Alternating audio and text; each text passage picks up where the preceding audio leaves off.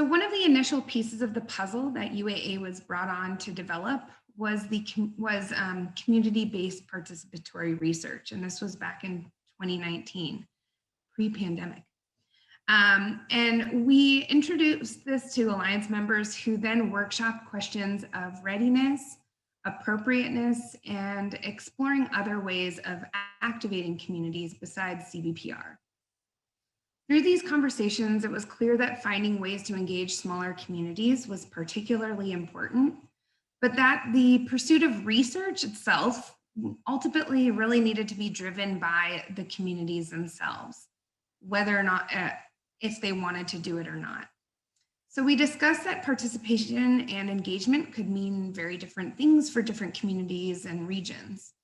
And regional co-chairs highlighted the fact that many smaller communities are already strong and tight-knit and are in many ways models of the kinds of community we are trying to build at the statewide level with the Alliance.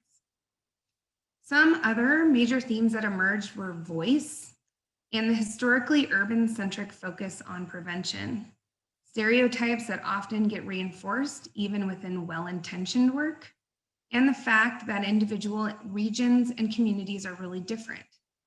All of these issues have major important implications for how the Alliance designs messaging and communication strategies, as people have different ways of thinking, learning, and knowing, as one of the regional co-chairs pointed out. We also discussed the ethical imperative of only committing to what the Alliance knows it can complete. So these conversations really shaped our second year efforts that began in 2020 that really moved us away from CBPR specifically and toward a broader strategic engagement plan, which is being built in order to provide a more flexible guide to assist with identifying and prioritizing community engagement, participation, and outreach activities. Guided by Alliance members, these efforts are also coming from an expanded view of what counts as data, including stories and other components of lived experience. This shift toward newly identified needs and priorities is a true example of the Alliance's emergent strategy that Leah was talking about. So far in year 2, we've discussed current prevention activities that Alliance members are aware of, and the who, what, when, where, and possibly the most important why or how they were successful.